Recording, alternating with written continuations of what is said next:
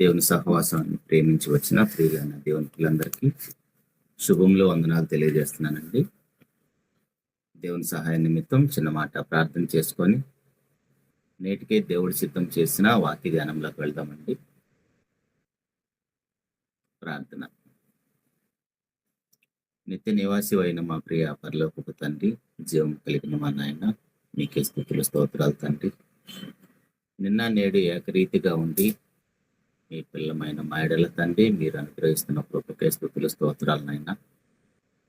మహోన్నతుడా, మీ పిల్లమైన మేము ఈ లోకంలో ఉన్నంత కాలమునైనా మీకు మహిమకరంగా అనేక ఆత్మలకు రక్షణార్థమై మా జీవితం తండ్రి అనేక మందికి మీకు మహిమకరంగా ఉంటకు కోరుకుని అనుగ్రహించిన తండ్రి. ఆయన మీరు ఇచ్చిన ఆయుష్ ఆరోగ్యము కేవలం మా సొంత కార్యక్రమాలే చూసుకుంటూ కాకుండా తండ్రి, మమ్మల్ని మేము పరిశుద్ధపరచుకుంటూ నాయన అనేక మందిని నాశనానికి వెళ్ళేవారిని కాపాడే బాధ్యత కలిగి బ్రతుకుటకు కృపలో తండ్రి, మాలో ఉన్న ప్రతి లోపాన్ని సరి చేసుకుంటకు మాకు అవకాశాన్ని అనుగ్రహించిన తండ్రి. నాయన అవకాశం ఉన్నప్పుడే తండ్రి ప్రతి విషయాన్ని మేము వినియోగించుకుంటూ కృపను అనుగ్రహించిన నాయన. ఉదయకాల దినమున తండ్రి మీ సన్నిధిలో మోకరించి నాయన తండ్రి అని పిలువుటకు మమ్మల్ని అందరినీ సజీవ లెక్కలో ఉంచిన మీ ప్రేమను బట్టి స్తోత్రాలనైనా. మీ మీద ప్రేమతో తండ్రి, వాక్యం మీద ఆసక్తితో మీ సన్నిధికి వచ్చిన ప్రియులైన మీ పిల్లలందరినీ బట్టి కూడా స్తుతులు స్తోత్రాలనైనా. మహోన్నతుడి కార్యక్రమం కోసం ప్రత్యక్షంగా పరోక్షంగా ప్రయాసపడుతున్న మీ బిడ్డలందరినీ బట్టి కూడా స్తుతులు స్తోత్రాలనైనా. వాళ్ళు నేను మీ పిల్లలతో ఉదయకాల దినమున మా బ్రతుకు వస్తున్న బైబిల్లో నుంచి నాయన కొన్ని విషయాలు మేము ధ్యానించిన ఉండగా మా అందరి మనోనేత్రాలు వెలిగించిన తండ్రి, పరిశుద్ధాత్మ సహాయంతో మా అందరితో మాట్లాడండి నాయన. ఏ మాటలైతే వినబోతున్నామో ఆ మాటల్లోని శక్తిని గ్రహించి ఆ మాటలో తగ్గట్టుగా నాయన మా జీవితాలు మార్చుకుంటూ మా అందరికీ తండ్రి విచక్షణ జ్ఞానాన్ని పరిశుద్ధాత్మ సహాయాన్ని అనుగ్రహించిన తండ్రి. కేవలం విను మాత్రమై ఉండి మమ్మల్ని మేము మోసపుచ్చుకోకుండా నాయన అవకాశం ఉండగానే తండ్రి విధి నిర్ణయం మా కాకముందే మా జీవితాలు మార్చుకొని మీ ఎదుట పరిశుద్ధులుగా నిర్దోషులుగా బ్రతుకు కృపను అనుగ్రహించమని. మహోన్నతుడి కార్యక్రమం అంతా మీకు మహిమకరంగా మాకు ఆత్మలకు రక్షణకరంగా మీరే దీవించి ఫలింప చేయమని మీకు ప్రియ కుమారుడు మా ప్రభువైన యేసుక్రీస్తు వారి ఉన్నతమైన పరిశుద్ధమైన నామములోని ప్రార్థన అడిగి వేడుకుంటున్నాము తండ్రి, ఆమేన్. ప్రభునందు ప్రియమైన దేవుని వర్లరా, దేవునికి మహాకృపను బట్టి ఈ విధంగా మరొకసారి మీతో వాక్యాన్ని పంచుకోవటానికి దేవుడు నాకు ఇచ్చిన యొక్క భాగ్యాన్ని బట్టి ముందుగా తండ్రి అయిన దేవునికి ప్రభువైన యేసుక్రీస్తు వారి పేరట నాకు స్తుతులు స్తోత్రాలు తెలియజేస్తున్నానండి. ఈరోజు ఒక మంచి విషయాన్ని మనం నేర్చుకునే ప్రయత్నం చేద్దాం. యెహెజ్కేలు గ్రంథం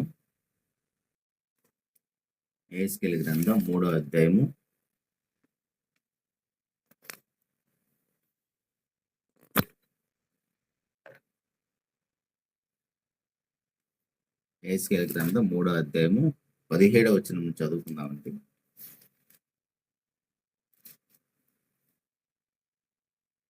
యెహెజ్కేలు గ్రంథం 3వ అధ్యాయము 17వ వచనం నుండి,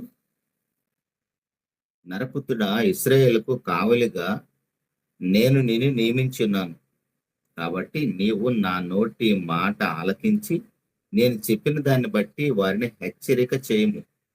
ఆవశ్యకముగా నీవు మరణమవుదు అని నేను దుర్మార్గుని గూర్చి ఆజ్ఞ ఇయ్యగా నీవు అతన్ని హెచ్చరిక చేయకయు అతడు జీవించినట్లు తన దుర్మార్గతను విడిచిపెట్టవలని వారిని హెచ్చరిక చేయక ఉండిన ఎడల ఆ దుర్మార్గుడు తాను చేసిన దోషం బట్టి మరణమవును గాని అతని రక్తమునకు నిన్ను ఉత్తరవాదిగా ఎంచుదును.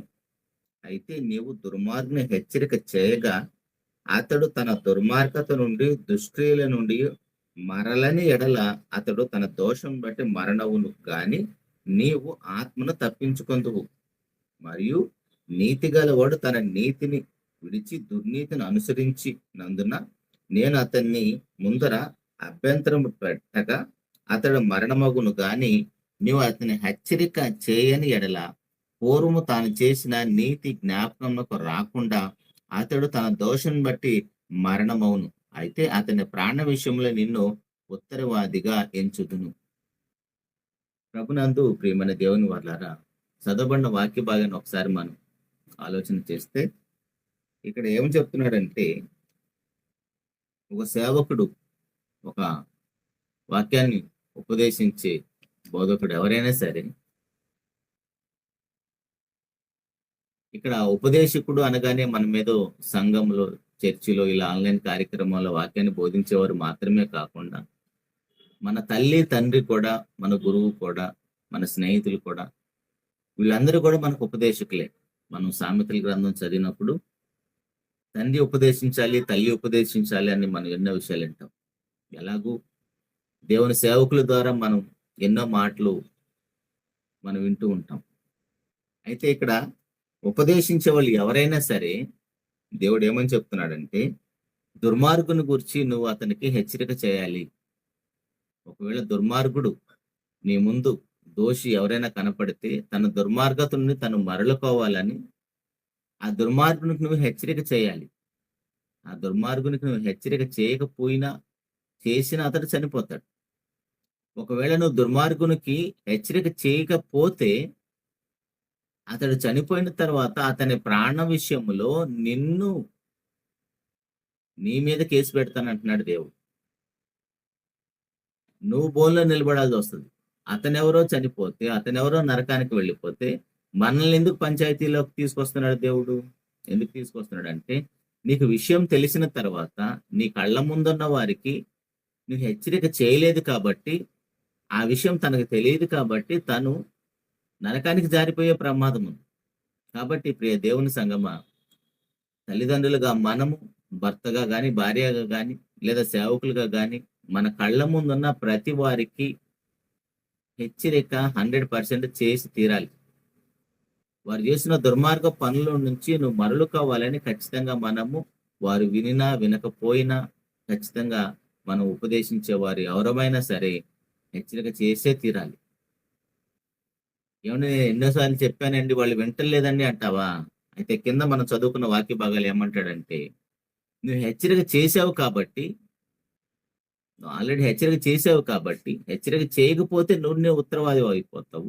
ఒకవేళ నువ్వు హెచ్చరిక చేసావు కాబట్టి, అతడు చనిపోయిన తర్వాత ఆ దుర్మార్గతను అతను మళ్ళకపోతే, నీ మీద కేసేం పెట్టను, నిన్ను పంచాయతీలోకి తీసుకురాను, తనకు తానే ఉత్తరవాది అయిపోతాడు.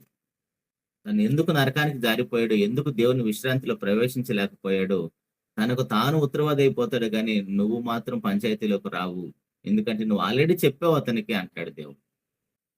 కాబట్టి ప్రియ దేవుని సంగమా, మనము మన కళ్ళ ముందు ఉన్న వారికి, వారు వినినా వినకపోయినా, మారు మనసు పొందినా పొందకపోయినా, అఫ్కోర్స్ ఇక్కడ మనము వారు 100% మారు మనసు పొందాలని హృదయపూర్వకంగా ఆశించి హెచ్చరిక చేయాలి.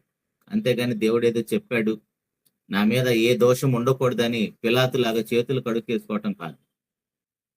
అలా కాకుండా దేవుని ప్రేమను కలిగిన వారమై, వారు ఎలాగైనా సరే మారు మనసు పొందాలని. అట్లా కాకుండా దేవుడు చెప్పాడు కాబట్టి అతడు చనిపోతే, లేదా ఆమె చనిపోతే నన్ను పంచాయతీలో తీసుకొస్తాడు కాబట్టి, లేదా నా బిడ్డలు నరకానికి వెళ్ళిపోతే, లేదా నా భార్య నరకానికి వెళ్ళిపోతే, లేదా నా భర్త నరకానికి వెళ్ళిపోతే దేవుడు నన్ను అడుగుతాడు కాబట్టి వారికి ముందే హెచ్చరిక చేసేసి ఉందాము, వారు మారినా మారకపోయినా సంబంధం లేదనే ఉద్దేశంతో ఉండకూడదు.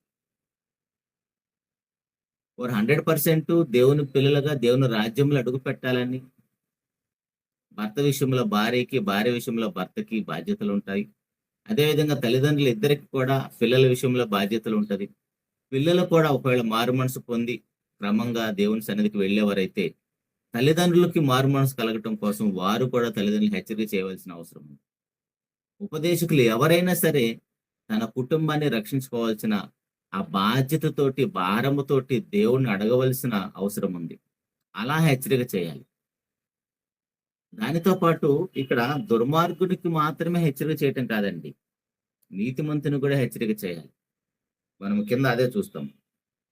ఇక్కడ 20వ వచనం నుంచి, నీతిమంతుడికి కూడా హెచ్చరిక చేయాలి. ఎందుకు నీతిమంతుడి హెచ్చరిక చేయాలి? ఆల్రెడీ అతను నీతిమంతుడే కదా, క్రమంగా అన్ని కార్యక్రమాల్లో పాల్గొంటాడు కదా, మరలా ఎందుకు అతని హెచ్చరిక చేయాలంటే, ఒకవేళ అతడు తన నీతి కార్యక్రమాలు విడిచి మరలా తప్పిపోతాడేమో. పౌలు గారు అంటాడు కదా, నిలబడి ఉన్నవాడు తను పడిపోకుండా చూసుకోవాలంటాడు కదా. అదే విధంగా ఎవరైతే నీతిమంతులుగా ఉంటున్నారో, పరిశుద్ధ జీవితాన్ని కొనసాగిస్తున్నారు, పరిశుద్ధులతో సహవాసాన్ని కలిగి ఉంటున్నారు, అప్పుడప్పుడు పడిపోయే ప్రమాదం ఉంది, చేజారిపోయే ప్రమాదం ఉంది. కాబట్టి వారిని కూడా హెచ్చరిక చేయాలి. ఒకవేళ వారిని హెచ్చరిక చేయకపోతే వారు పడిపోయినా సరే మరలా ఉపదేశకుడే పంచాయతీలోకి వస్తాడు. అటు ప్రియ దేవుని సంగమా, దేవుని పిల్లలుగా మనకి ఎన్ని బాధ్యతలు ఉన్నాయో చూడండి. ఎందుకంటే ఏ ఒక్కరూ నశించటం దేవునికి ఇష్టం లేదండి. అందరూ తన ఎదుట తన పిల్లలు తన ఎదుటకు రావాలనే తండ్రి యొక్క ప్రేమ, తండ్రి యొక్క కోరిక. దేవుడు అనగానే ఎప్పుడు ఆయన మనం దూరం పెట్టేస్తూ ఉంటాం. దేవుడు అనే దానికంటే ఆయన మన తండ్రి అని. తండ్రి దగ్గరికి ఎవరైనా సరే ఎంత ఇష్టంగా వెళ్తారండి, ఎంత ప్రేమపూర్వకంగా వెళ్తారు. ఆయన కవిగిట్లో ఆయన యొక్క చేతుల్లో ఉండిపోవాలని ఎప్పుడు కోరుకుంటారు బిడ్డలు. కాబట్టి దేవుడు అనే దానికంటే ఆయన మన తండ్రి అన్న విషయాన్ని గుర్తుపెట్టుకొని, ఆ తండ్రి ఎలాంటి కోరిక కలిగి ఉన్నాడు పేతురు పత్రికలో మనం చూస్తాం కదా. కొందరు ఆలస్యం అన్నట్లు ఆయన ఆలస్యం చేయవాడు కాడు. అందరూ మారు మనసు పొందాలి, అందరూ మారు మనసు పొందాలి. అదండి దేవుని యొక్క ఇష్టం. కాబట్టి ప్రియ దేవుని సంగమా, మంచివారైనా సరే, నీతిమంతులైనా సరే, చెడ్డవారైనా సరే, ఎవరికైనా సరే ఉపదేశకుడు ఏం చేయాలంటే ఖచ్చితంగా నీతిమంతులకి దుర్మార్గులు కూడా హెచ్చరిక చేయాలి. ఎందుకంటే ఈ నీతిమంతుడు కూడా నేను చాలా మంచి పనులు చేశాను కదా అని తర్వాత తప్పిపోతే పడిపోతే అతడు ముందు చేసిన నీతి కార్యక్రమాలు ఏవి కూడా లెక్కల్లోకి రావంటున్నాడు. 20 వచనం చివరిలో చూస్తే, మరియు నీతి గలవాడు తన నీతిని విడిచి దుర్నీతిని అనుసరించినందున నేను అతని ముందర అభ్యంతరము పెట్టగా అతడు మరణమగును గాని నీవు అతని హెచ్చరిక చేయని ఎడల పూర్వము తాను చేసిన నీతి జ్ఞాపకమునకు రాదంట. పూర్వం అతడు చేసిన నీతి జ్ఞాపకమునకు రాదు. ఎందుకంటే తను చనిపోయే టయానికి అతడు చేసిన దుర్మార్గత, దేవునికి దూరంగా బ్రతకటం, అవినీతి పరుడుగా బ్రతకటం అదే పంచాయతీలోకి వస్తుంది, అదే లెక్కలోకి తీసుకొని పడుతుంది. నేనేదో దేవుని కోసం చాలా చేసేసానని సడన్ గా పడిపోయినా, లేదా అలా విర్రవీగినా సరే, పరిసైడు కూడా లూకాసు వార్త 18 అధ్యాయంలో నేను ఎంతో చేసేసాను విర్రవీగుతాడు కదా. అలాంటి పరిస్థితి దేవుని పిల్లగా మనకు ఉండకూడదని, మనం బ్రతుకున్నప్పుడే, అవకాశం ఉన్నప్పుడే దేవుడి విషయాలన్నీ మనకు తెలియజేస్తున్నాడండి. అదేవిధంగా జఫన్యా గ్రంథంలో కూడా, జఫన్యా గ్రంథం 2వ అధ్యాయము, జఫన్యా గ్రంథం 2వ అధ్యాయం 1వ వచనం కూడా చూస్తే, జఫన్యా గ్రంథం 2వ అధ్యాయం 1వ వచనములో, సిగ్గుమాలిన జనులారా కూడి రండి, పొట్టు గాలికి ఎగురినట్లు సమయము గతించుచున్నది, విధి నిర్ణయం కాకమునిపే యెహోవా కోపాగ్ని మీ మీదకి రాకమునిపే, మిమ్మల్ని శిక్షించుటకు యెహోవా ఉగ్రత దినము రాకమునిపే కూడి రండి. మన పాఠం పేరు కూడా ఇదేనండి. విధి నిర్ణయం కాకమునిపే కూడి రండి, విధి నిర్ణయం కాకమునిపే కూడి రండి. ఇదే మన పాఠం పేరు కూడా. ఏమంటున్నాడంటే దేవుడు, సిగ్గుమాలిన జనులారా కూడి రండి, పొట్టు గాలికి ఎగురినట్లు సమయము గతించుచున్నది, విధి నిర్ణయం కాకమునిపై యెహోవా కోపాగ్ని మీ మీదకు రాకమునిపే, మిమ్మల్ని శిక్షించుటకు యెహోవా ఉగ్రత దినము రాకమునిపే కూడి రండి. దేశంలో సాత్వికులై ఆయన న్యాయవిధులను అనుసరించి సమస్త దీనులారా యెహోవాను వెదకుడి. మీరు వెతికి వినయము గల వారి నీతిని అనుసరించిన ఎడల ఒకవేళ ఆయన ఉగ్రత దినమున మీరు దాచబడుదురు. ఎంత అవకాశాన్ని కల్పిస్తున్నాడో చూడండి దేవుడు. మనం ఏమనుకుంటామంటే ఇలాంటి విషయాలు విన్నప్పుడు చాలా బాధ అనిపిస్తూ ఉంటుంది. ఏంటి దేవుడు మనల్ని ఎలా మాట్లాడుతున్నాడు, ఏమండి తండ్రి పిల్లల్ని ఎలా మాట్లాడుతున్నాడు, సిగ్గుమాలిన జనులారా కూడిరండి అంటున్నాడు. ఆ మాట అంటున్నాడంటే ఆయన ఎంత బాధపడతాడండి. మన బిడ్డలు మనం నిష్కారణంగా దూషిస్తామా, కొడతామా, తిడతామా? ఒకవేళ అలా చేస్తున్నామంటే మనం ఎంత బాధపడిపోతాం. నాకు 2 బిడ్డలండి. వారిని అప్పుడప్పుడు దండించేటప్పుడు వారు ఆ తప్పు నుంచి బయటపడాలని, వారు ఎలాగైనా సరే ఆ తప్పేంటో తెలుసుకొని మరలా తప్పు చేయకుండా ఉండాలని అప్పుడప్పుడు శిక్షిస్తూ ఉంటాను. కానీ తర్వాత పక్కకు వెళ్ళేసి వారిని కొట్టినందుకు బాధపడతాను, చాలా సార్లు ఏడ్చాను కూడా. ఎందుకంటే ఒక తండ్రిగా మనకి వారి మీద ఉన్న ప్రేమ, వారి మీద ద్వేషంతో మనం వాళ్ళని శిక్షించం. వారు ఎలాగైనా సరే ఆ తప్పులు చేయకూడదు, వాడు బాగుపడాలని ఉద్దేశంతోనే కొడతాం. అలాగనే దేవుడు కూడా ఇలాంటి మాటలు మనతో మాట్లాడుతున్నాడంటే, సిగ్గుమాలిన జనులారా కూడిరండి అంటున్నాడంటే ఎంత బాధపడతారో ఆలోచించండి. అయితే ఇక్కడ చెబుతున్న మాట ఏంటంటే, విధి నిర్ణయం కాకమునుపే కూడిరండి అంటున్నాడు.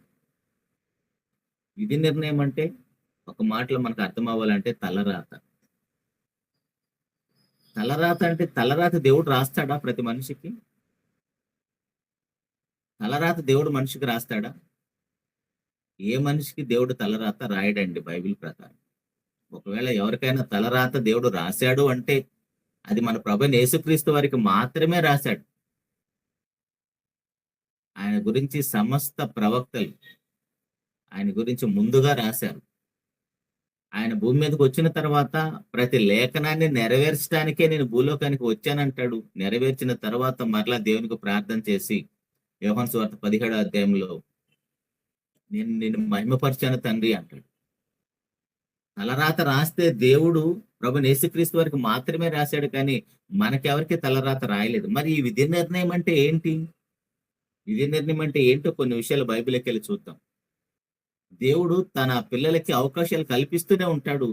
ఇచ్చిన అవకాశాన్ని సద్వినియోగం చేసుకోకపోయినా, మన హృదయంలో మనం తప్పిపోయినా, మన విధి నిర్ణయము మనకి నిర్ణయించబడుతుంది. పరిస్థితులన్నీ మన చేతిలోనే ఉన్నాయి. పరిస్థితులన్నీ కూడా దేవుడు మన చేతిలోనే పెట్టాడు. హెబ్రీయులకు రాసిన పత్రిక మొట్టమొదటిగా విధి నిర్ణయం మనకి ఎలా నిర్ణయించబడుతుందో చూస్తే, విధి నిర్ణయము మనుషులకు ఎలా నిర్ణయించబడుతుందో, ఎలా రాయబడుతుందో చూస్తే, హెబ్రీయులకు రాసిన పత్రిక 3వ అధ్యాయము 9వ వచనం నుండి, హెబ్రీయులకు రాసిన పత్రిక 3వ అధ్యాయం 9వ వచనం నుండి,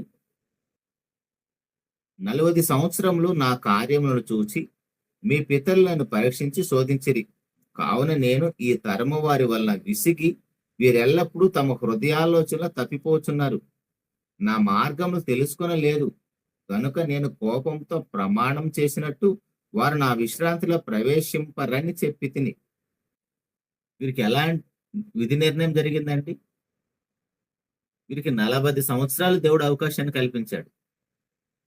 ఎన్ని యుద్ధాలు చేశాడు, ఎలాంటి ఆహారాన్ని ఇచ్చాడు, ఎలాంటి పరిస్థితుల్లో వారికి దాహాన్ని తీరుస్తున్నాడు, ఎన్ని భయంకరమైన తెగుళ్ళ ద్వారా దేవుడు వాళ్ళని తన బాహుబలంతో ఐగుప్తు నుంచి విడిపించాడు. ఈ విషయాలన్నీ చూసి అనుభవిస్తూ కూడా వారు ఏం చేశారంటే అండి, దేవుని విశ్రాంతిలో ప్రవేశించలేకపోయారంట.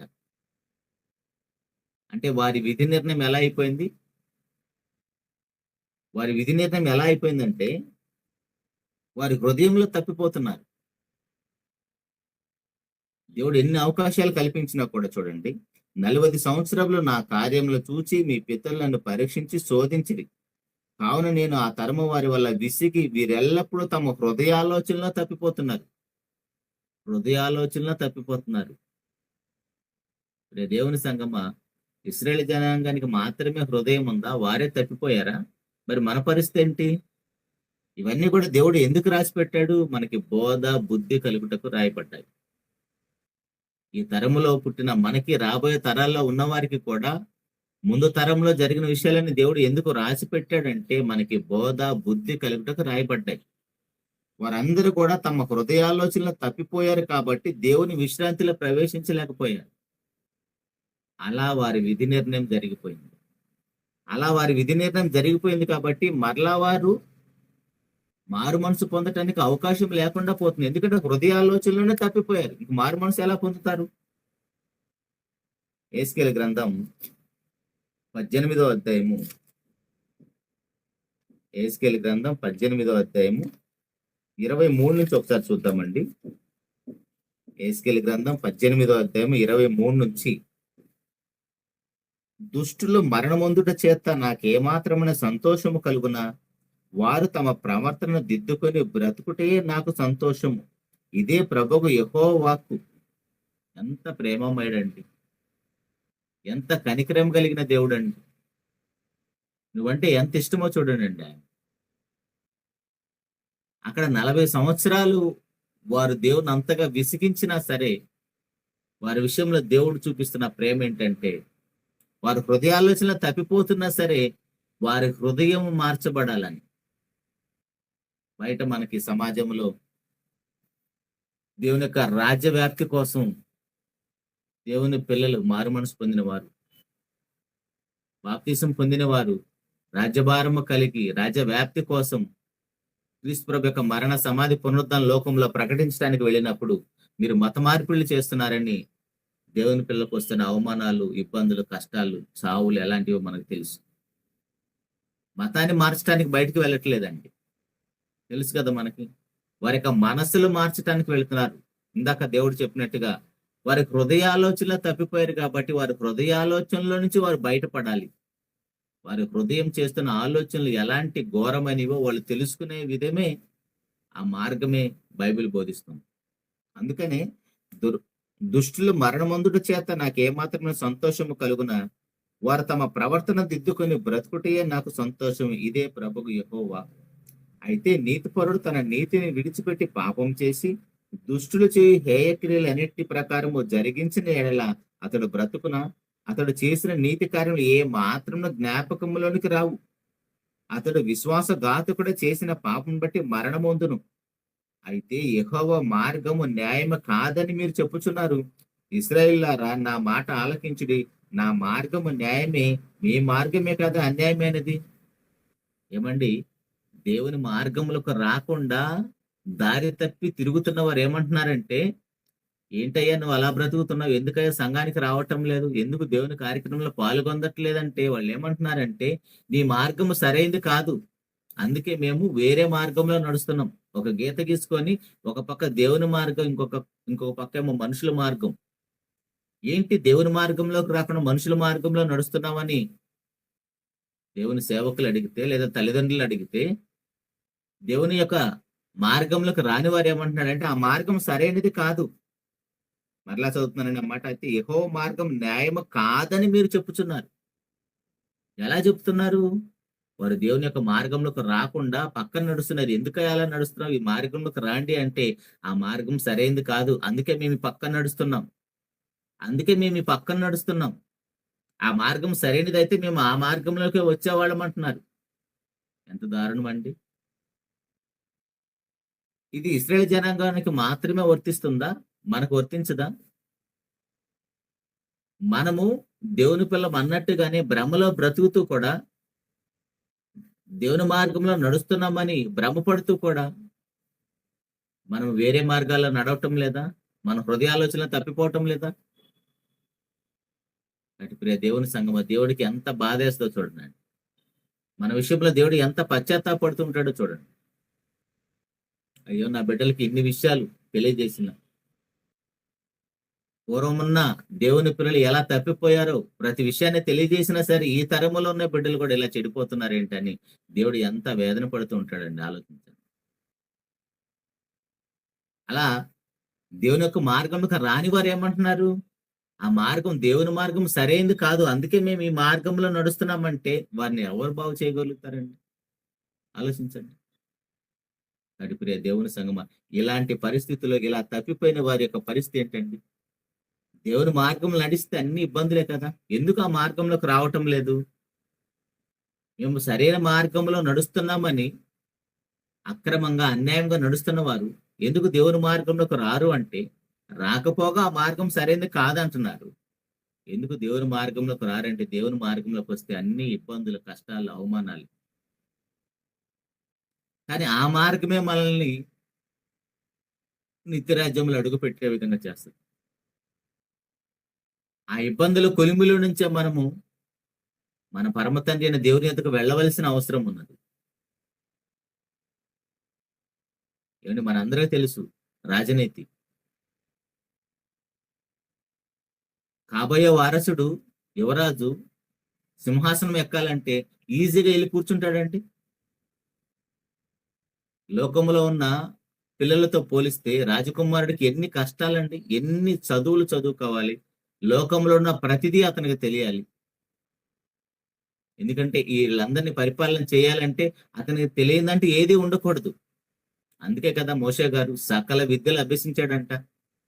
40 సంవత్సరాలు ఫరో కోటలో పెరిగిన తర్వాత సకల విద్యలు ఎందుకు అభ్యసించాడు? తర్వాత ఆ రాజ్యాన్ని పరిపాలన చేయాలి కాబట్టి. మరి అదే విధంగా నిత్యరాజ్యమైన పరలోకం యేసు ప్రభువారు సాధించిన ఆ మహాసింహాసనాన్ని మనకు కూడా ఇస్తానని చెప్పాడంటే ప్రభువారికి ఊరికనే వచ్చిందండి ఆ సింహాసనం. నేను జయించి అనే పదం ఎంత పెద్ద పదం అండి. ఏదో ఇద్దరు కొట్టుకున్న దాన్ని జయించడం అంటారా? అది ఎంత పెద్ద వాతావరణం అయితే జయించడం అంటారు? అది భయంకరమైన మహా పోరాటం అండి. ముందుగా తనను తాను జయించాడు, పాపాన్ని జయించాడు, లోకాన్ని జయించాడు, అపవాదిని జయించాడు, ఈ అవమానాలు ఇబ్బందులు అన్నిటిని జయించాడు. ఎవరు ఎంత అవమానించినా సరే తనకున్న నిగ్రహ శక్తి చూడండి, మనుషుల మీద అతనుకున్న ప్రేమ చూడండి. చిన్న మాట కూడా చెలించలేకుండా పోయింది. ఆ ప్రభావం పడలేదు. ఒక మాట అంటే మనం జుట్టు పీకేసుకుంటాం, బట్టలు దించేసుకుంటాం, పెద్ద పెద్ద యుద్ధాలే చేసేస్తాం, ఇంట్లో కానీ బంధువుల మధ్య, స్నేహితుల మధ్య. అదేనా మనకున్న సెల్ఫ్ కాన్ఫిడెన్స్? అంటే మన మీద మనకి నమ్మకం లేదు. ఒక ఇంటర్వ్యూలో చిరంజీవి గారు మాట్లాడుతూ, సినిమా హీరో చిరంజీవి గారు మాట్లాడుతూ,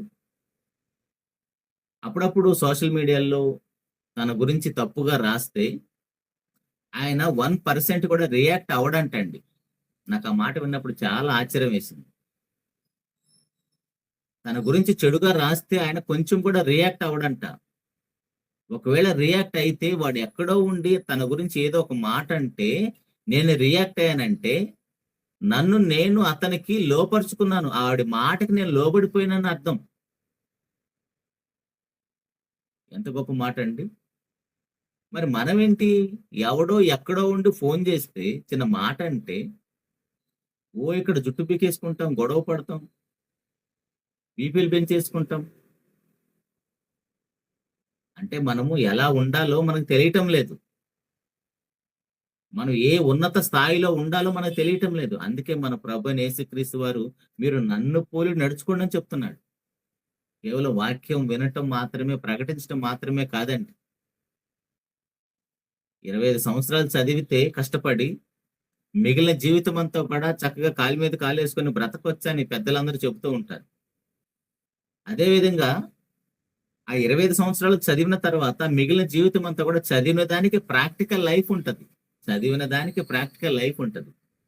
మరి మన జీవితం మొత్తం వాక్యం చదవటం, వినటం, ప్రకటించటమే చేస్తే మన ప్రాక్టికల్ లైఫ్ ఎప్పుడు మనకి? అక్కడైతే చదువు మానేసి చదివిన దానికి ప్రాక్టికల్ లైఫ్ మనం కొనసాగిస్తాము. కానీ క్రైస్తవ జీవితం ఏంటంటే ఏదైతే మనం వింటున్నామో, ప్రకటిస్తున్నామో, చదువుతున్నామో వాటి ద్వారా మన ప్రాక్టికల్ లైఫ్ కూడా ప్యారలల్ గా వెళ్ళాలి. అప్పుడే మనకి సెల్ఫ్ కాన్ఫిడెన్స్ అనేది పెరుగుతుంది. అప్పుడే మనకి ఎంత నిగ్రహ శక్తి ఉందో తెలుస్తుంది. మనల్ని ఎవడో తిట్టలేదు, కొట్టలేదు, అవమానించలేదండి, మనం చాలా భక్తి పరులు అనుకుంటే ఎలాగూ? అవన్నీ వస్తే కదా మనకు తెలిసేది. ఒక మాట చూద్దాం. పేతురు గారు రాసిన 2వ పత్రిక, మొదటి పత్రిక 2వ అధ్యాయము 21వ వచనంలో, పేతురు గారు రాసిన మొదటి పత్రిక 2వ అధ్యాయం 21వ వచనంలో, క్రీస్తు కూడా మీ కొరకు బాధపడి మీరు తన అడుగుజాడలేందో నడుచుకున్నట్లు మీకు మాదిరి ఉంచిపోయిను. ఆయన పాపం చేయలేదు, ఆయన నోట ఏ కపటంను కనబడలేదు. ఆయన దూషింపబడి బదులు దూషింపలేదు. ఆయన శ్రమ పెట్టబడి బెదిరింపక న్యాయముగా తీర్పు తీర్చి దేవునికి తన్ను తాను అప్పగించుకొనును. మనల్ని మరి ఎవరు కొట్టకుండా, తిట్టకుండా ఉంటే, ఎవరు అవమానించకుండా ఉంటే, ఎవరు దూషించకుండా ఉంటే మనం చాలా భక్తి పరులు అనుకుంటే ఎలాగూ? నేను ఎవరిని ఏం అన్నాండి అంటే నిన్నెవరేం అంటలేదు కదా అసలు. ఈయనైతే చూడండి, ఆయన దూషింపబడి బదులు దూషింపలేదంట, శ్రమ పెట్టబడి బెదిరింపక న్యాయంగా తీర్పు తీర్చి దేవునికి తన్ను తాను అప్పగించుకున్నాడంట. ఉందండి మనకి ఇలాంటి పరిస్థితులు. మనం ఊరికనే రియాక్ట్ అయిపోతూ ఉంటాం. కాబట్టి ప్రియ దేవుని సంగమా, అలాంటి పరిస్థితి మనకి ఎవరికి రాకూడదు. అందుకనే దేవుని మార్గంలో నడిస్తే అన్ని ఇబ్బందులే, కానీ ఆ ఇబ్బందుల కొలిమిలో నుంచే మనం పరలోకానికి వెళ్ళవలసిన అవసరం ఉంది. ఆ ఇబ్బందుల కొలిమి అనే మార్గము ద్వారానే మనము నిత్యరాజ్యంలో అడుగు పెట్టాలి. అలాగనే మన ముందున్న పూర్వీకులు, మన ముందున్న అపోస్తులు, మన ప్రభువారు వేసిన మార్గంలోనే వెళ్ళారు. అందుకే పౌలు గారు అంటారు, నాకు బ్రతుకున్నప్పుడే జీవ కిరీటం ఉంచబడింది. నాకు మాత్రమే కాదు, నాతో పాటు సువార్త పనిలో సహకరించిన స్త్రీలకు కూడా ఆ కిరీటం ఉంది అని బ్రతికున్నప్పుడే వాళ్ళు దాన్ని సాధించారండి. అది ఉంది, మా కోసం సిద్ధపరిచాడు దేవుడు మా కోసం. ఎందుకంటే వారు చేసిన పనికి జీతాన్ని వారు ముందుగానే చూశారు. ఏవండి, కష్టపడి పని చేసిన వాడికే కదా జీతం వస్తుంది. మనమందరం కూడా ఏదో ఒక ఉద్యోగ వ్యాపారం చేసుకుంటున్నాం కదా. ఏ పని చేయకుండా ఇంట్లో పండుకొని ఆలోచన చేస్తా ఉంటే మనకి నెల అయిపోయేటప్పుడు జీతం వస్తుందా? డబ్బులు వస్తాయా? ఆలోచన చేస్తే సరిపోదు కదా, పని చెయ్యాలి కదా, ఉద్యోగం వ్యాపారమే చెయ్యాలి కదా, చేస్తేనే కదా మనకి నెలాఖరులో డబ్బులు వస్తాయి. మరి అదే విధంగా దేవుని పని చేయకుండా పరలోకము కూడా జీతంతోనే పోల్చాడు కదా దేవుడు. మరి ఆయన మార్గంలోకి రాను నేను అంటే ఏంటి పరిస్థితి? నీ మార్గం సరైనది కాదు, నీ మార్గం సరైనదైతే మేము ఆ మార్గంలోకి వచ్చేవాళ్ళం అంటున్నారండి. ఎంత దారుణమో చూడండి. మరి ఇలాంటి వారికి విధి నిర్ణయం ఎలా జరిగిపోయింది? వారి హృదయ ఆలోచనలు తప్పిపోయారు కాబట్టి వారు దేవుని విశ్రాంతిలో ప్రవేశించలేరు. ఒకవేళ నీతిమంతుడి పరిస్థితి కూడా అంతే. నీతిమంతుడు విశ్వాస మూలంలో జీవిస్తాడు. నీతిమంతుడు విశ్వాస మూలంలో జీవిస్తాడు. కానీ ఆ నీతిమంతుడు కూడా పడిపోయే ప్రమాదం ఉంటది అప్పుడప్పుడు. కానీ ఆ నీతిమంతుడిని కూడా హెచ్చరిక చేయాలని చెప్పాడు ఇందాక మనం చదువుకున్నమాట. అయితే నీతిమంతుడు విశ్వాస మూలంలో ఎలా జీవిస్తాడంటే హబక్కు గ్రంథములో హబక్కు గారు చాలా ఫీల్ అయిపోతూ ఉంటాడంటండి. ఎందుకంటే ఏంటి మా పరిస్థితి ఎలా అయిపోయింది, మేము ఇంత జాగ్రత్తగా బ్రతుకుతున్నాం కానీ కష్టాలన్నీ మాకే ఉంటున్నాయి అని ఆయన అలిగిపోయి కూర్చుంటాడు. కానీ దేవుడు ఏంటో తనకి పూర్తిగా అర్థమైపోయిన తర్వాత హబక్కు గారు ఎలా మాట్లాడుతున్నాడో చూడండి. నీతిమంతుడు ఎలా ఉంటాడో చూడండి. హబక్కు గ్రంథం 2వ అధ్యాయము 4వ వచనములో, హబక్కు గ్రంథం 2వ అధ్యాయం 4వ వచనములో, వారు యథార్థపరులు కాక తమలో తాము అతిశయపడుదురు, అయితే నీతిమంతుడు విశ్వాస మూలముగా బ్రతుకును. నీతిమంతుడు విశ్వాస మూలంగా బ్రతుకును. మరి ఆ నీతి ఎలా ఉంటది, ఆ విశ్వాసం ఎలా ఉంటదంటే మనకు అన్ని బాగున్నప్పుడు దేవుణ్ణి ఆశ్రయించటం కాదండి. అన్ని బాగున్నప్పుడు దేవుని యొద్దకు రావటం కాదు. ఏమి ఉన్నా ఏమి లేకపోయినా దేవుని మీద విశ్వాసం ఉంచాలి. జరిగే పనేనండి అది. అసలు మనం దేవుని దగ్గరికి రావటానికే ఎలా వస్తాము? మనకి ఏదో మేలు జరిగితే, ఏదో ఉపకారం జరిగితే, ఏదో కోరిక తీరితే, లేదా తీరుతుందనన్నా వస్తాం. అఫ్కోర్స్ కొంతమంది పరలోకానికి వెళ్ళాలనే దేవుని దగ్గరకు వస్తారు, దేవుని స్తోత్రం. అలా కాకుండా ఎవరో చెప్పారు, ఏదో జరిగింది, మాకు కూడా అలా జరుగుతుంది అని ఆశించి వస్తే మాత్రం ఖచ్చితంగా మనం సరి చేసుకోవాల్సిన అవసరం ఉంది. ప్రారంభంలో మనం ఎలా వచ్చినా సరే, వచ్చిన తర్వాత మనం ఎలాంటి విశ్వాసం కలిగి ఉండాలో ఒక మాట చూద్దాము. ఇదే హబక్కు గ్రంథం 3వ అధ్యాయము 17వ వచనములో, హబక్కు గ్రంథం 3వ అధ్యాయము 17వ వచనములో విశ్వాసం అంటే ఎలా ఉంటుందో చూడండి. అంజూరపు చెట్లు పూయకుండినను, ద్రాక్ష చెట్లు ఫలింపకపోయినను, ఒలివ చెట్లు కాపు లేక ఉండినను, చేనిలోని పైరు పంటకు రాకపోయినను, గొర్రెలు దొడ్డులు లేకపోయినను, శాలలో పశువులు లేకపోయినను. ఏంటండి, అన్ని లేకపోయినా పండకపోయినా అయినా విశ్వాసం ఉంచుతామా దేవుడి మీద? అందుకే కదా వాళ్ళు ఇందాక ఎహెజ్కేలు గ్రంథంలో మనం చదువుకున్న నీ మార్గం సరైనది కాదని వేరే మార్గంలో పోతున్నాం, ఎందుకంటే నీ మార్గం సరైనది అయితే వచ్చేవాళ్ళమని. మరి ఇలా పంటలు పండకపోయినా, పశువులు లేకపోయినా, ఏవి లేకపోయినా సరే దేవుని మీద విశ్వాసం ఉంచుతామా? అలా ఉంచితేనే విశ్వాసం అండి. అలా ఉంచితేనే నువ్వు విశ్వాసివి. అన్నీ బాగుంటే దేవుడిని నమ్ముకోవటం పెద్ద కష్టమేమి కాదండి. ఎందుకంటే అన్ని సమృద్ధిగా ఉన్నవారిని, బాగా ఆరోగ్యం, మంచి ఉద్యోగం, బాగా ధనం ఉన్న వారిని మీరు దేవుని ఎద్దుకు రాండి అంటే వాళ్ళు ఏమంటారండి? నేను ఎందుకు దేవుడి ఎద్దుకు రావాలి, నాకు అన్ని బాగానే ఉన్నాయి కదా అంటే, అన్ని బాగుంటే దేవుడు అవసరం లేదా? ఏ దిక్కు లేని వాడికి దేవుడే దిక్కు అంటారు. ఏ దిక్కు ఉన్నా లేకపోయినా అందరికీ దిక్కు దేవుడే. దేవుడి ఎద్దుకు రావటానికి క్రైస్తవ సమాజం, మన ముందున్న క్రైస్తవ సమాజం అంతా కూడా దేవుని ఎద్దుకు ఎందుకు రావాలంటే ఏదో అవసరాలు తీర్చుకోవటం కోసం ఆపద మొక్కులు వాడిలాగా దేవుడి దగ్గరకు రావాలనే అలాంటి ఉద్దేశాన్ని ముందుగా ప్రకటించారు కాబట్టి, ఓహో దేవుడి దగ్గరికి వెళ్ళాలంటే ఏదో నాకు ఆశించి, ఏదో నాకు జరగరాంది ఏదో జరిగితే, ఏదో నాకు తీరని కోరిక ఏదో ఉంటే అప్పుడు దేవుడి దగ్గరికి రావాలనుకున్నారు కాదండి. మీరు కీర్తన గ్రంథం అంతా చదివితే భక్తులు దేవుడి దగ్గరికి ఎందుకు రావాలో, దేవుడిని ఎందుకు ఆరాధించాలో, దేవుని యొక్క ఆ ప్రసన్నతలో ఎందుకు బ్రతకాలో చెప్తారండి. ఏమున్నా ఏమి లేకపోయినా ఆయన మనల్ని పుట్టించాడు, మనల్ని పోషిస్తున్నాడు, ఆయుష్ను ఆరోగ్యాన్ని ఇస్తున్నాడు, తల్లి గర్భులు ఎంతో గొప్ప అవయవ నిర్మాణాన్ని చేశాడు, మన కోసం ఈ మహా విశ్వాన్ని కలిగించాడు. ఈ విషయాలన్నీ తెలిసిన భక్తులు ఎవరు కూడా దేవుడిని విడిచి బ్రతకలేరండి. దేవుడి దగ్గరకు వస్తే ఏదో మేలు జరిగితేనే దేవుడి దగ్గరకు వస్తానంటాం తప్పు. అది సరైన విశ్వాసం కాదు. వారికంటే అప్పుడు పంటలు పండకపోయినా, అంజూరపు చెట్లు పూయకుండా, ద్రాక్ష చెట్లు ఫలింపకపోయినా, ఒలివ చెట్లు కాపు లేకపోయినా, చేనులోని పైరు పంటకు రాకపోయినా, ఇప్పుడు అవన్నీ మనకు లేవా? మనకు కూడా పొలాలు పశువులు ఉన్నాయి కదా. మనం కూడా ఉద్యోగం వ్యాపారం చేస్తున్నాం కదా. ఉద్యోగం తీసేశాడు, విశ్వాసిగా బ్రతుకుతామా? మన పొలాల్లో పంటలు ఏం పండటం లేదు, బాగా కష్టపడి పెట్టుబడి పెట్టాము, తీరా పంట ఇంటికి వచ్చే టయానికి ఏదో మంచి తుఫాన్ వచ్చేసి మొత్తం పోయింది. దేవుడి మీద విశ్వాసం ఉంచుతామండి? మన పశువులన్నీ కూడా ఈనటం మానేసే, పాలియటం మానేసే, అన్ని ఎండిపోతున్నాయి. దేవుడి మీద విశ్వాసం ఉంచుతామండి? మన బిడ్డలకు ఆరోగ్యం పోతుంది, మన బిడ్డలకు పెళ్లిళ్ళు అవ్వట్లేదు, లేదా మన బిడ్డలకు మంచిగా చదువుకోవటం లేదు, దేవుడి మీద విశ్వాసం ఉంచుతామా? అఫ్కోర్స్ అలా ఉండాలని నా ఉద్దేశం కాదు, కానీ ఏమి ఉన్నా ఏమి లేకపోయినా మన విశ్వాసం ఏ స్థాయిలో ఉండాలంటే నా దేవుడే చూసుకుంటాడు. మనం మనుషుల మీద ఆధారపడతాం కానీ దేవుడి మీద ఆధారపడం.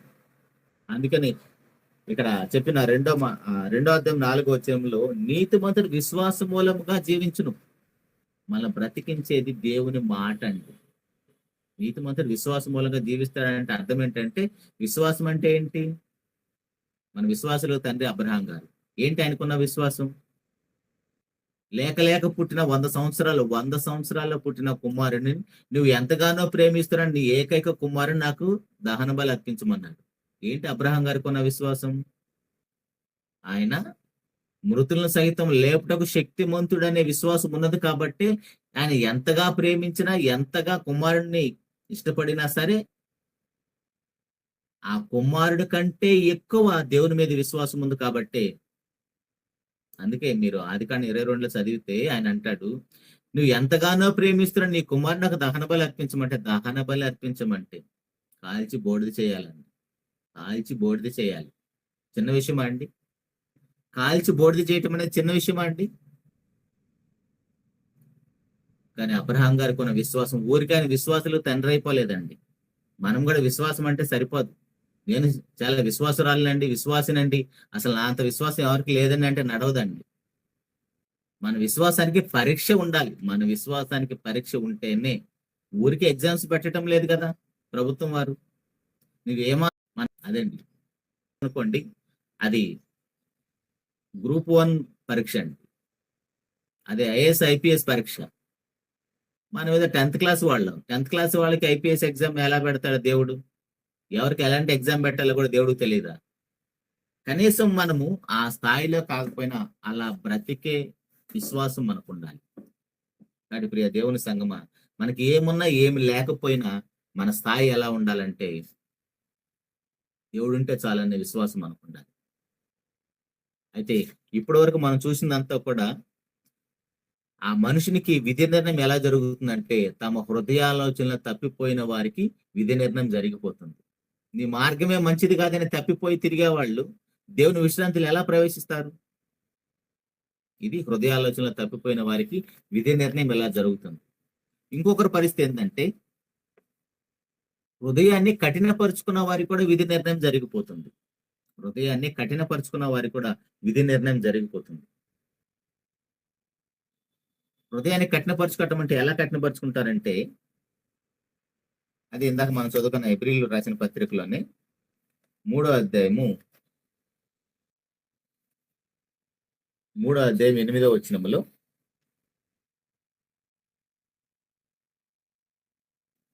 హెబ్రీయులకు రాసిన పత్రిక 3:8 నేడు మీరు ఆయన శబ్దము వినిన ఎడల అరణ్యములో శోధన దినమందు కోపము పుట్టించినప్పటి వలె మీ హృదయములను కఠినపరచుకొనకుడి. హృదయం ఎవరికైతే కఠినపరచబడుతుందో వారు విధి నిర్ణయం జరిగిపోతుంది. వారికి విధి నిర్ణయం జరిగిపోతుంది. వారి హృదయం కఠినమైపోయింది. వారి హృదయంలో దేవుని మాట ఫలించదు.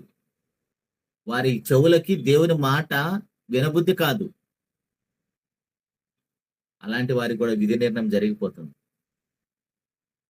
ఆపద మొక్కులు మొక్కేవాడు విశ్వాసులు ఎవరండి? ఎందుకు వారి హృదయం కఠినమైపోతుంది? వారు ఏదో అనుకున్నారు, అది జరగలేదు. దేవుడి దగ్గరకు వచ్చిన తర్వాత ఎంతమంది దగ్గర తిరిగానండి, ఈయనైతే బాగా అందరికి హెల్ప్ చేస్తాడని విన్నాను, అందుకే ఈయన దగ్గరికి వచ్చాను. ఒకవేళ ఈయన కూడా వర్కౌట్ అవ్వకపోతే ఇంకా ఎవరన్నా ఇంతకంటే బెస్ట్ ఎవరు ఉన్నారని చూసుకుంటాను. అలాంటి వారి హృదయం కఠినమైపోతుంది. వారు తిరుగుతూనే ఉంటారు. ఎక్కడ నెమ్మది ఉండదు, ఎక్కడ సంతోషం ఉండదు, ఎక్కడ ప్రశాంతత ఉండదు. అలాంటి వారి హృదయం కఠినమైపోతుంది. మూర్ఖత్వం వచ్చేస్తుంది. వారికి దేవుని మాట రుచించదు. అప్పుడప్పుడు మనకు కూడా తల్లిదండ్రుల మాట పిల్లలకు రుచించదు, పెద్దల మాట లేదా సేవకుల మాట విశ్వాసులకు రుచించదు. కారణం ఏంటంటే వారి హృదయం కఠినమైపోయింది, బండబారిపోయింది, మొండిగా తయారవుతుంది. అలాంటి వారికి కూడా విధి నిర్ణయం జరిగిపోతుంది. ఆ హృదయం ఎంత కఠినమైపోయిందో మనకు అర్థం కావాలంటే నిర్గమకాండం 7వ నుంచి మనం చూసినప్పుడు దేవుడు ఎన్ని తెగుళ్ళు పంపించినా అప్పటికప్పటికే నేను పానిస్తానంటాడు మీ దేవుణ్ణి ఆరాధించుకోవటానికి, సేవించడానికి. మరలా వెంటనే కఠినమైపోతుంది. అందుకే అతని యొక్క రాజ్యము, సింహాసనము అన్ని కూడా తీసివేయబడే పరిస్థితి వచ్చింది. తన కుమారుడు కూడా బ్రతికే పరిస్థితి లేకుండా పోయింది చివరికి. అది మనకి టైం అయిపోతుంది కాబట్టి ఆ రిఫరెన్స్ చదవటం లేదు. నిర్గమకాండం 7వ మనకు ఉంటుంది కదా ఈ విషయాలన్నీ కూడా. అక్కడ 10 తెగుళ్ళ ద్వారా దేవుడు తన యొక్క శక్తి సామర్థ్యాలు ఏంటో, తన బాహుబలం ఏంటో చూపించినా సరే ఆ రాజు హృదయం అంతగా కఠినమైపోయింది. యెహోవా ఎవడు అంటాడండి. ఇశ్రాయేలు జనాంగాన్ని పోనీయటానికి యెహోవా ఎవడు అంటాడు. ఏమండి, అప్పుడు ఆయనే అన్నాడా? మనం అంటలేదా? దేవుడిని దేవునిగా ఎరిగితే మనము మన మాటలు, మన క్రియలు, మన చేష్టలు అన్ని కూడా దేవుడు చూస్తున్నాడనే భయం ఉంటుందండి. కానీ అలా మనం ఉండం. ఆయనైతే డైరెక్ట్ గా ముఖాన్నే చెప్పేశాడు యెహోవా ఎవడు అని. కానీ మన క్రియల ద్వారా అంటాం దేవుడు ఎవరు అని. అలాంటి వారి హృదయం కఠినమైపోతుంది. అలాంటి వారు దేవుని విశ్రాంతిలో ప్రవేశించలేరు. అందుకే ఆయన ఆస్తి పోయింది. ఆయన కుమారుడు సింహాసనాన్ని ఎక్కలేకపోయాడు. వాటి ప్రియ దేవుని సంగమా, ఆ హృదయం అనేది మన ఆస్తి అండి. హృదయం అనేది మన ఆస్తి. ఆ హృదయం మన ఆస్తి అయినప్పుడు దాన్ని ఎంత జాగ్రత్తగా కాపాడుకోవాలి. మనకున్న ఆస్తిని మనకి ఇష్టం వచ్చినట్టుగా మనం ఖర్చు చేస్తాం కదా. అలా ఖర్చు చేస్తున్నప్పుడు మరి మన హృదయాన్ని కూడా దేవుని యొక్క కార్యక్రమాల కోసం, దేవుని పనుల కోసం, పరిశుద్ధులుగా బ్రతకటం కోసం ఎలా వినియోగించుకోవాలి ఒక మాట చూద్దాం. మత్తయి సువార్త 12వ మత్తయి సువార్త 12వ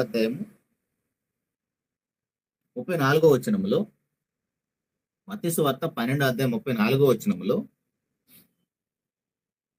సర్ప సంతానమా, మీరు చెడ్డవారే ఎలాగూ మంచి మాటలు పలుకగలరు? హృదయమందు నిండి ఉండు దాన్ని బట్టి నోరు మాట్లాడును కదా. హృదయం నిండి ఉండు దాన్ని బట్టి నోరు మాట్లాడు. మరి హృదయం ఎలా నిండుతుంది? హృదయాన్ని దేంతో నింపుతున్నాం మనం? మన బ్యాంక్ బ్యాలెన్స్ దేంతో నింపుతున్నాం? మన హృదయాన్ని దేంతో నింపాలి? వాక్యంతో నింపాలి. వాక్యంతో నింపినప్పుడే కీర్తనకారుడు మాట్లాడతాడు కదా 119వ కీర్తన 11వ నా హృదయం నిండా వాక్యం ఉంది కాబట్టి నేను పాపం చేయనంటాడు. మరి మన హృదయాన్ని దేంతో నింపుతున్నాం? లోకాశలతోటి, ధన వ్యామోహంతో. లోకాన్నంతా నింపేసుకుంటే లోకంలో ఉన్నదంతా ఏంటి? శరీరాశ, నేత్రాశ, జీవోక్తంబం. మనం ఎలా బ్రతుకుతాం అప్పుడు? అందుకే కింద అంటాడు 35వ వచనంలో, సజ్జనుడు తన మంచి ధననిధిలోని సద్విషయములు తెచ్చును, దుర్జనుడు తన చెడ్డ ధననిధిలోంచి దుర్విషయములు తెచ్చును. ఇవన్నీ ఎక్కడున్నాయి? మన హృదయంలో ఉన్నాయి. మన హృదయంలో ఇవన్నీ ఉన్నాయండి. సజ్జనుడు అయితే సద్విషయాలు తెస్తాడంట, దుర్జనుడు అయితే దుర్విషయాలు తెస్తాడంట. ఇవన్నీ ఎక్కడున్నాయి?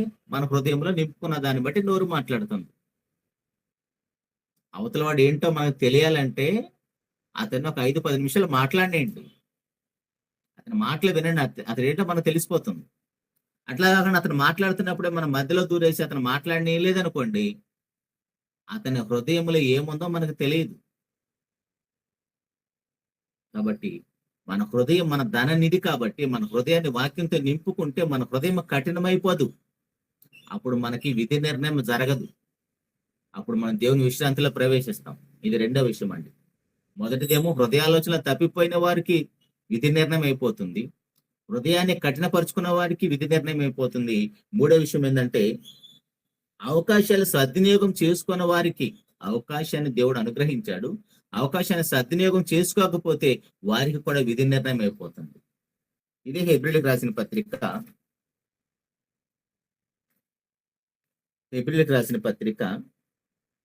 12వ అధ్యాయము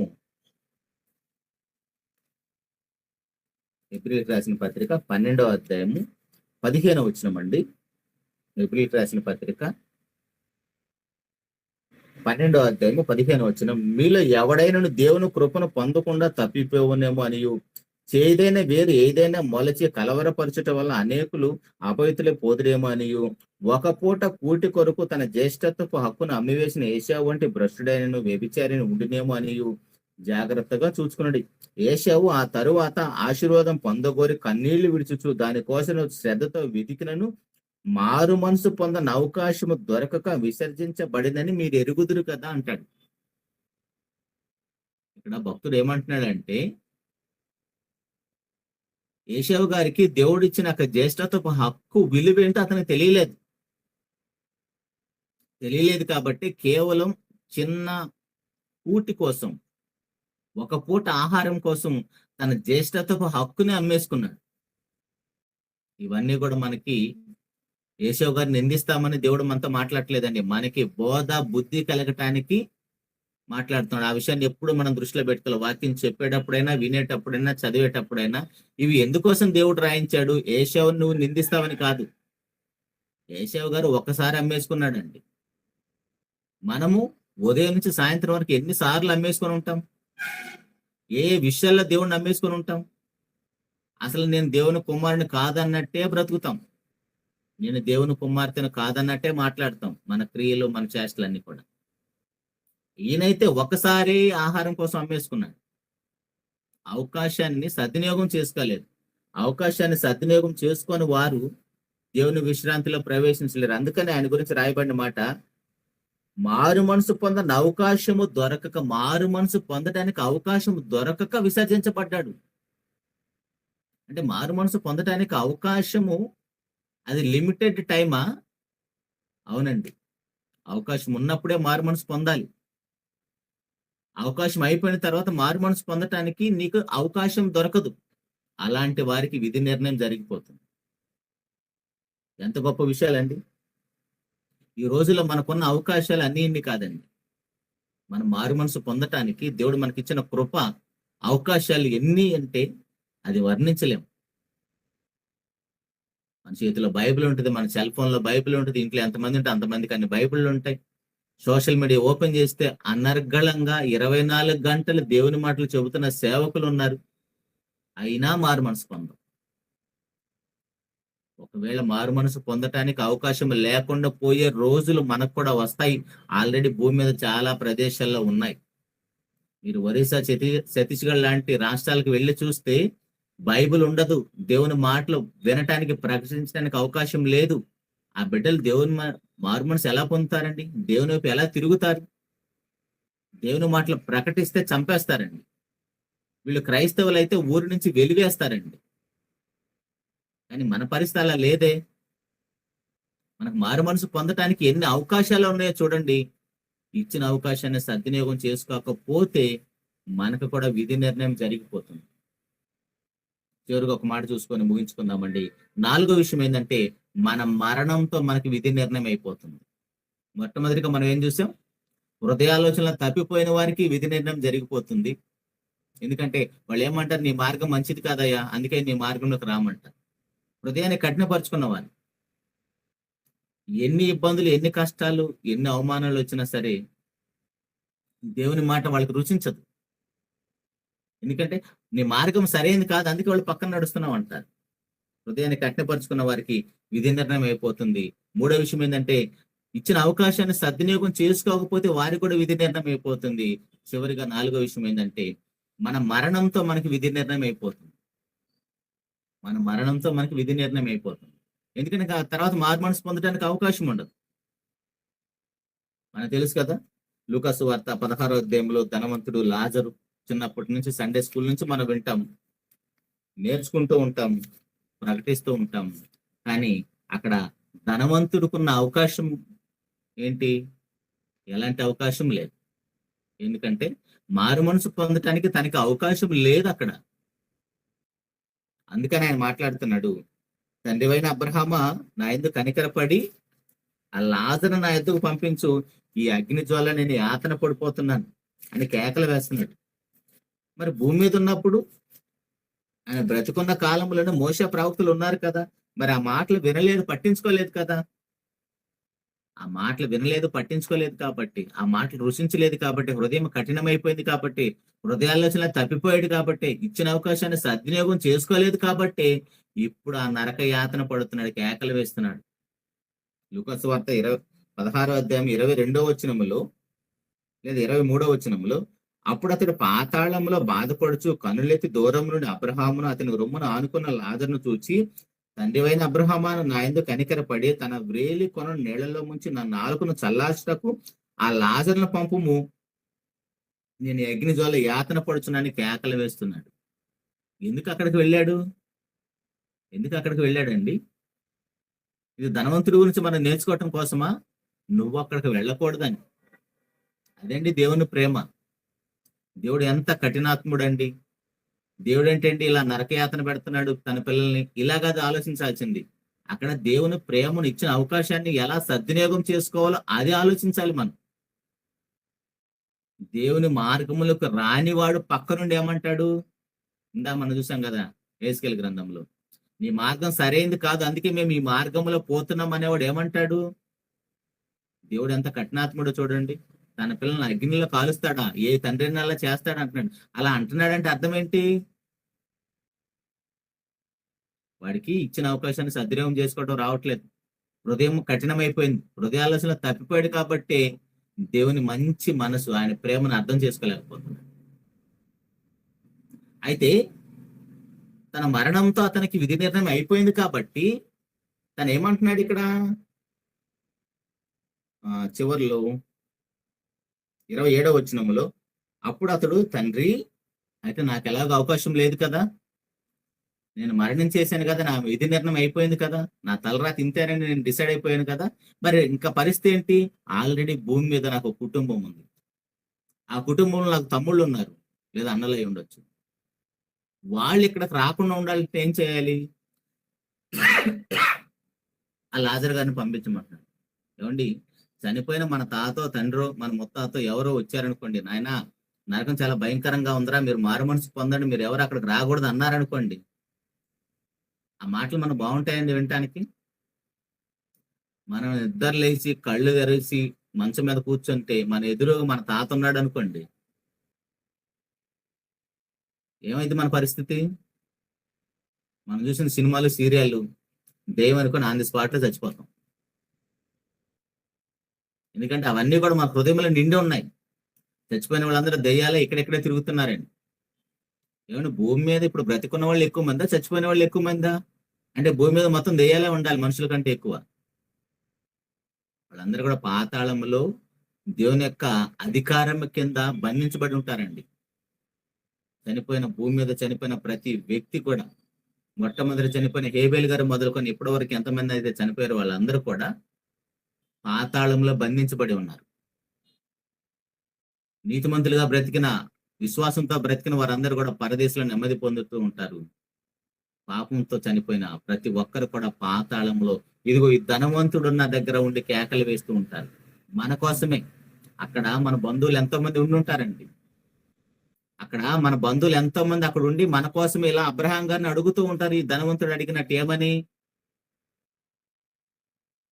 27వ వచనములో, అప్పుడు అతడు, తండ్రి అలాగైతే నాకు 5 సహోదరులు ఉన్నారు, వారిని ఈ వేదనకరమైన స్థలంకు రాకుండా వారికి సాక్ష్యం ఇచ్చుటకై నా తండ్రి ఇంటికి వారిని పంపవాలని నిన్ను వేడుకొనుచున్నానని. అందుకు అబ్రహాము, వారి యొద్ద మోషే ప్రవక్తలు ఉన్నారు, వారి మాటలు వినవాలని అతనితో చెప్పింది.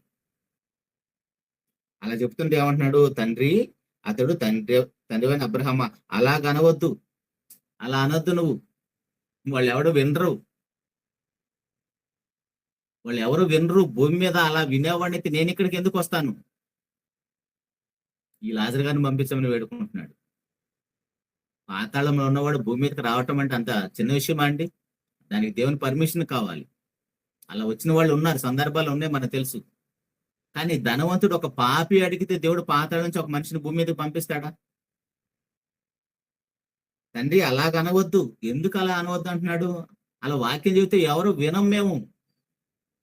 అందుకే నేను ఇక్కడికి వచ్చాను. నాకున్న 5 సహోదరులు కూడా వాళ్ళు కూడా వినే మనసు లేదు వాళ్ళకి. వారి హృదయాలోచన తప్పిపోయారు. వారి హృదయం కూడా కఠినమైపోయింది. ఇచ్చిన అవకాశాన్ని సద్వినియోగం చేసుకోలేరు. కానీ 4వ విషయం ఉంది ఏంటి? వారికి ఇంకా మరణం రాలేదు. హృదయాలోచన తప్పిపోయారు, కఠినం అయిపోయింది హృదయము, ఇచ్చిన అవకాశాన్ని సద్వినియోగం చేసుకోలేదు. ఇది 3 అయిపోయింది. 4వ ఆప్షన్ ఉంది కదా ఇంకొకటి. వారికి ఇంకా మరణం రాలేదు కదా. మరణంతో కదా విధి నిర్ణయం అయిపోతుంది. 4వ ఆప్షన్ ఉంది, అవకాశం ఉంది కదా. సువార్త ప్రకటన మనకు వెరితనంగా ఉండకూడదండి. ఆ సువార్త విని, అదే రక్షణ సువార్తను విని మనం మారు మనసు పొందితే మారు మనసు పొందడానికి అవకాశం ఉంది. ఏశావు లాగా మారు మనసు పొందడానికి అవకాశం లేకుండా పోలేదు, ఇంకా మనం బ్రతికే ఉన్నాం. కాబట్టి ప్రియ దేవుని సంగమా, అర్థం చేసుకుందాం. దేవుని మాటలు ఉన్నతంగా మనం నేర్చుకుందాం, బ్రతుకుదాం. దేవుడిచ్చిన అవకాశాన్ని సద్వినియోగం చేసుకోకపోతే మనకి విధి నిర్ణయం అయిపోతుంది. వారి మనసులో, ఇర్మియా గ్రంథం 31:33 అంటాడు కదా, వారి మనసులో నా ధర్మ విధులను ఆయన రాస్తానంటున్నాడు. రాతి గుండెను తీసేసి వారికి మాంసపు గుండెనిస్తానంటాడు ఏస్కేల్ గ్రంథం 11:19. వారి మెత్తని హృదయం అనే పలకల మీద దేవుని మాటలు రాస్తానంటున్నాడు. ఇవన్నీ మనకు అవసరమా? దేవునికి అవసరం అండి. అవన్నీ మనకు అవసరం. ఎలాగైనా మనం తన ఎద్దుకు రావాలి. వాటి ప్రియ దేవుని సంగమా, విధి నిర్ణయం కాకమునిపే కూడి రండి. మనలో ఎంతమందికి విధి నిర్ణయం జరిగిపోయిందో. విధి నిర్ణయం అంటే తలరాత, అది దేవుడు రాస్తాడు అనుకోవద్దు. మన తలరాతను మనమే రాసుకుంటున్నాం. మన పాతాళానికి వెళ్ళాలా, పరలోకానికి వెళ్ళాలా? నీ మార్గం సరైంది కాదయ్యా, అందుకే మేము పక్కన నడుస్తున్నామంటే మనకు విధి నిర్ణయం అయిపోయింది. మన హృదయాలోచన తప్పిపోయామంటే మనకు విధి నిర్ణయం అయిపోయింది.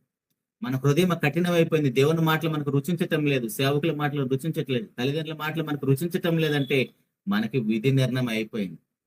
ఇచ్చిన అవకాశాన్ని సద్వినియోగం చేసుకోవటం లేదు. ఉద్యోగం, వ్యాపారం అని, లేదా లోకాశలనే ధన వ్యామోహంతో లోకం కోసం పోటీ పడి పరుగులెడుతూ ఉంటే మారు మనసు పొందడానికి అవకాశం ఉండదు ఏశావు గారిలా. లేదా చివరిగా ధనవంతుడు మరణంతో మనకు విధి నిర్ణయం అయిపోతుంది. మారు మనసు పొందడానికి అవకాశం ఉండదు. సువార్త వినటానికి, బ్రతుకును సరి చేసుకోవడానికి అవకాశం ఉండదు. అలా మన విధి నిర్ణయం అయిపోతుంది. కాబట్టి వీటిలో మనము ఏ స్థితిలో ఉన్నామో, ఇక్కడ మన స్టేటస్ ఏంటో వ్యక్తిగతంగా ఎవరి వారికే తెలుసు. కాబట్టి మనకు విధి నిర్ణయం అయిపోయిందా, ఇంకా అయిపోలేదా? ఇచ్చిన అవకాశాన్ని సద్వినియోగం చేసుకుంటున్నామా లేదా? మన హృదయాలోచన తప్పిపోయామా లేదా? మన హృదయం కఠినంగా ఉందా? దేవుని మాటలు మన హృదయంలో నాటబడుతున్నాయా లేదా? ఒకసారి ఆలోచించుకుందాం. చివరికి ఒక మాట చూద్దాం. ఇందాక చదివిన మాట ఏంటి? 119వ కీర్తన 11వ వచనములో,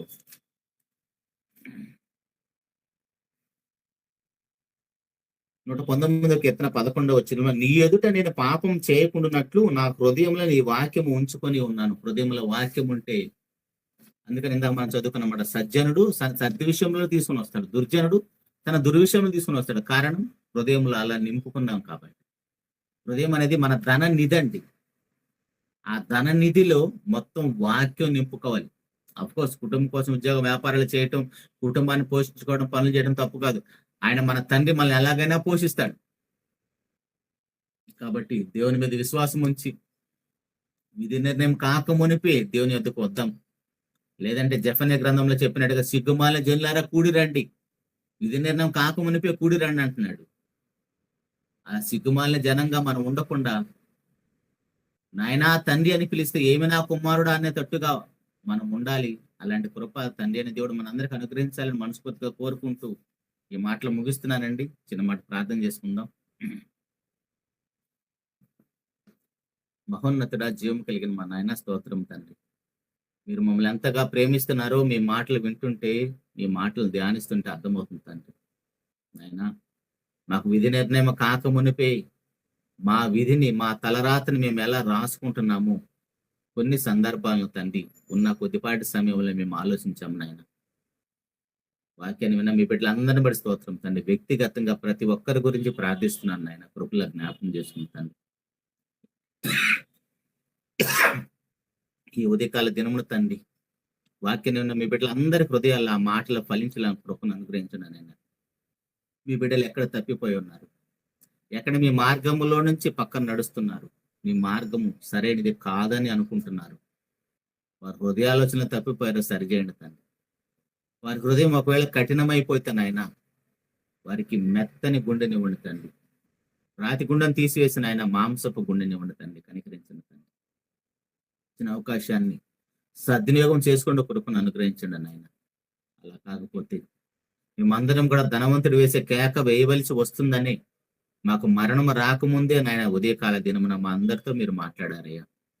విన్న ప్రతి మాటను తండ్రి మా హృదయాల్లో మేమందరం భద్రం చేసుకొని ఆ మాటలకు తగ్గట్టుగా మా జీవితాలు మార్చుకుంటూ కృపను అనుగ్రహించండి తండ్రి. ఉదయకాల దినమున ఎన్ని పనులున్నా కూడా తండ్రి మీ పిల్లల ఓపికతో వాక్యాన్ని విన్నారయ్యా. వారందరిని బట్టి మీకే స్తుతులు స్తోత్రాలు తండ్రి. ఉదయకాల దినమున తండ్రి మీ పరిశుద్ధులతో సహవాసం చేయటానికి, మీ పరిశుద్ధ వాక్యాన్ని మీ పిల్లలతో పంచుకోవటానికి అలుపుడునైనా నాకు మీరు ఇచ్చిన భాగ్యాన్ని బట్టి స్తుతులు స్తోత్రాలు తండ్రి. అనాలోచనగా అసందర్భమైన మాట్లాడితే దయతో నన్ను క్షమించండి నాయన. ఉన్నతంగా మీ యొక్క వాక్యాన్ని నాకు నేర్పండి తండ్రి. దాని ప్రకారం నేను బ్రతుకుతూ నా కుటుంబాన్ని బ్రతికిస్తూ అవకాశం ఉన్న ప్రతిసారి తండ్రి గొప్పగా మీ పిల్లలకి వాక్యాన్ని బోధించటకు నన్ను పరిశుద్ధాత్మ సహాయంతో నడిపించమని మహోన్నతుడ మీతో సహవాసం చేసిన ఆయన ఉద్యోగ వ్యాపారంలోకి తండ్రి స్కూల్కి కాలేజీలకు వెళుతున్నా మీ బిడ్డలందరితో మీకు కృపా కాపుదలు మీకు భద్రతను అనుగ్రహించమని. నిశ్చితమైతే నాయన ప్రభు రాకడ ఆలస్యం అయితే మేము ఇంకా శరీరాల్లో ఉంటాయి. సాయంత్రం తండ్రి మధ్యాహ్నం కూడా తండ్రి మీతో సహవాసంలో పాల్గొంటకు మా అందరూ కూడా కృపను అనుగ్రహించమని. మహోన్నతుడి యొక్క కార్యక్రమం కోసం ప్రత్యక్షంగా పరోక్షంగా ప్రయాసపడుతున్న మీ బిడ్డలందరినీ బట్టి కూడా స్తుతులు స్తోత్రాలు చెల్లించుకుంటూ సమస్త మహిమ ఘనత ప్రభావాలు మీకు ఆరోపిస్తూ మీకు ప్రియకుమారుడు మా ప్రభువు యేసుక్రీస్తు వారి ఉన్నతమైన ఘనమైన నామములను ప్రార్థించి అడిగి పొందుకొని ఉన్నాము తండ్రి. ఆమేన్. అందరికి వందనాలండి. Thank you very much.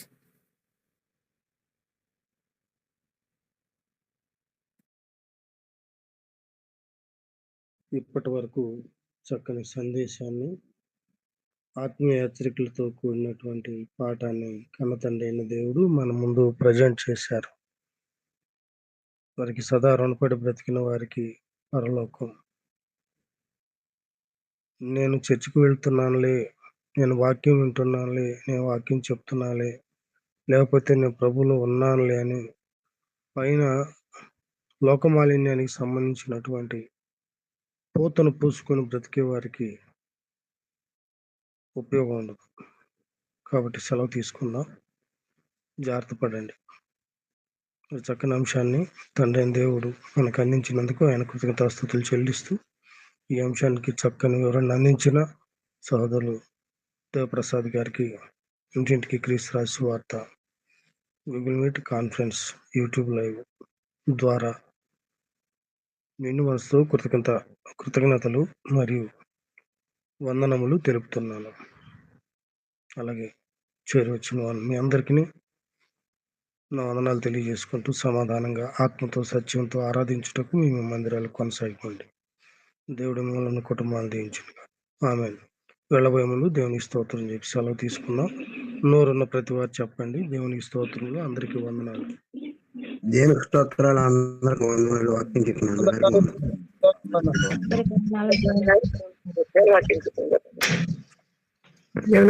స్తోత్రములు, అందరికీ వందనములు అండి.